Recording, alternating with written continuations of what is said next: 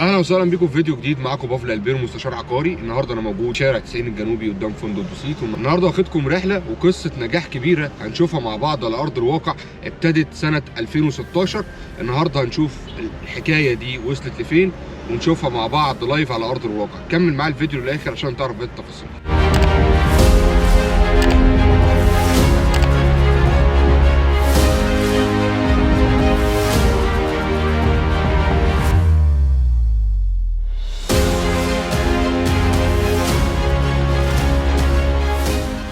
وسهلا بيكم. احنا خلاص وصلنا ارض العاصمه الاداريه الجديده، الحلم اللي ابتدى 2016. النهارده الاستراكشر اللي انتم شايفينه قدامكم في العاصمه الاداريه الجديده، من على البوابات العاصمه الاداريه الجديده لحد داون تاون. هنتفرج النهارده مع بعض العاصمه الاداريه الكونستراكشن بتاعها وصل لفين. الحلم ده كان لسه قطعه ارض صحراء، النهارده اتحقق على ارض الواقع بشبكه طرق عالميه بعرض 120 متر 4 حارات. النهارده هنتفرج على كل ده مع بعض. انا نازل النهارده بدرجه حراره 8 عشان افرجكم على العاصمه الاداريه واعمل لكم فيديو مختلف. النهارده هنبدا سلسله حلقات متتاليه، وده اول فيديو هنبداه مع بعض في العاصمه الاداريه. يلا بينا نكمل الفيديو للاخر.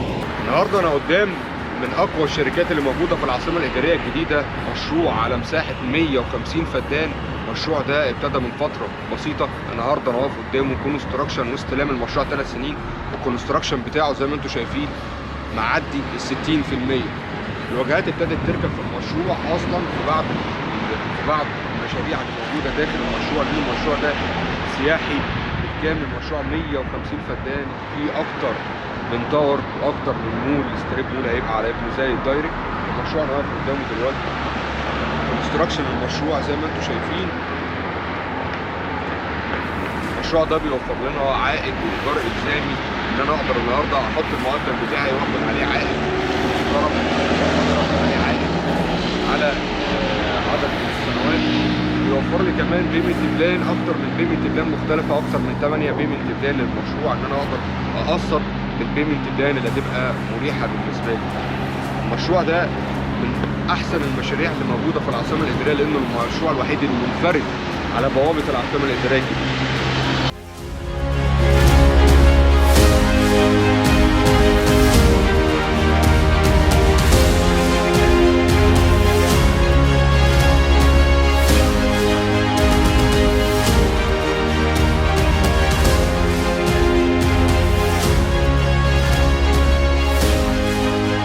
دلوقتي احنا وصلنا منطقه الداون تاون، ومنطقه الداون تاون عباره عن 300 قطعه ارض. داون تاون من اهم المناطق اللي موجوده في العاصمه الاداريه. ليه؟ لان هي دي منطقه وسط البلد الجديده في العاصمه الاداريه الجديده. المنطقه دي النهارده انا واقف قدام اول حاجه منطقه الابراج السياحيه. كونستراكشن النهارده خيالي، يعني الناس اللي اشترت في ارقا واشترت في بيراميدز واشترت في النيل واشترت في الابراج السياحيه دي كلها، النهارده كونستراكشن خيالي. النهارده انا موجود في منطقه تعتبر خلاص 2 3 بالكتير هتكون المناطق دي كلها شغاله بالكامل، لان النهارده كونستراكشن بصراحه سابق الواقع. النهارده كونستراكشن جميل جدا ما شاء الله. انا دلوقتي هوريكم وصل لفين مول ارقا. لو الناس اللي شاريه في مول ارقا، انا هوريكم دلوقتي المول ده وصل لفين.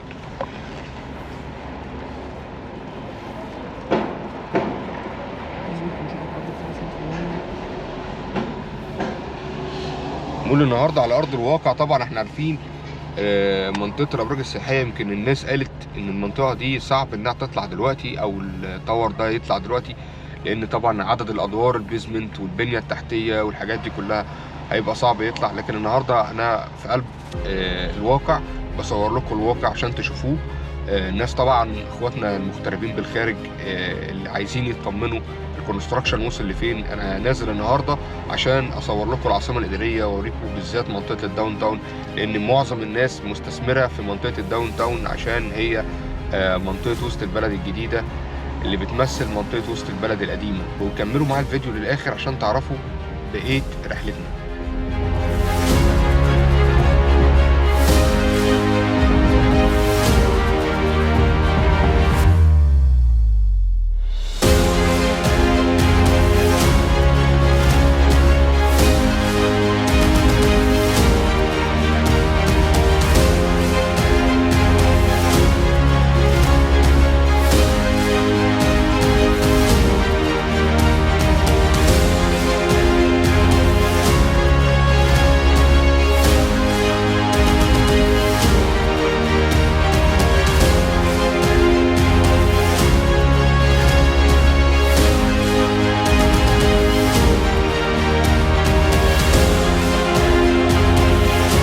مشروع ايربل لينس مستر ايميل عبد الله. مشروع كده واضح قدامكم، شركة ايربل لينس.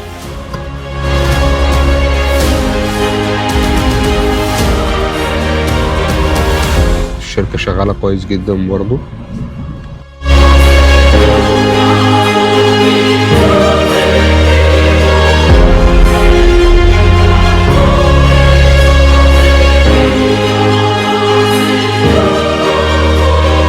بعد كده طبعا المشروع الأضخم في العاصمة الإدارية الجديدة، مشروع نايل بيزنس سيتي زي ما انتم شايفين.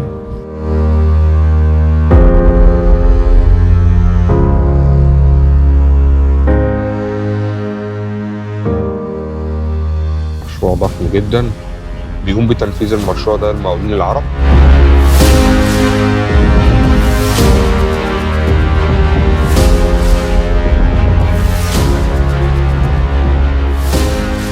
منطقة الأبراج السياحية هي المنطقة الأكثر تميزا، إنها طبعا موجودة على النهر الأخضر دايركت على ابن زايد. فطبعا المنطقة مميزة جدا لأنها فيها علامات تجارية إن شاء الله هتكون متواجدة فيها مميزة جدا، لأن المنطقة تهدف لده. ومكملين معاكم منطقة الأبراج السياحية لحد ما نوصل مع بعض لمشروع منصات.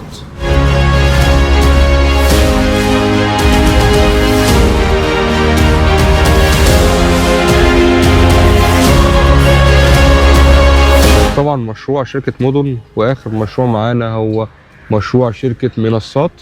طبعا كده منطقة الأبراج السياحية بالكامل، وبعد كده طبعا المونوريل وجامع مصر. بعد كده منطقة سوق الذهب. دي كانت نهاية حلقتنا النهارده، منطقة الداون تاون، ذات منطقة الأبراج السياحية في الداون تاون. أنا فرجتكم طبعا عليها النهارده كونستراكشن رهيب جدا في منطقة الداون تاون، بالذات الأرضي و14 والمناطق اللي ورا. يمكن هتكون معانا هنا في الفيديو أوضح شوية، هي موجودة ورايا ما شاء الله. شركات كتير خلصت الكونستراكشن بتاعها، وكمان وصلنا لمرحلة كويسة جدا في الداون تاون.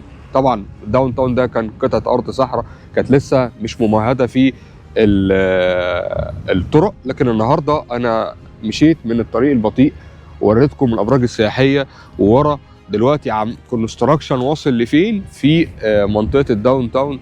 بصراحة حاجة مميزة جدا. يا رب يكون عجبكم الفيديو، ما تنساش تعملوا لي سبسكرايب وتفعلوا الجرس عشان يوصلكم كل جديد.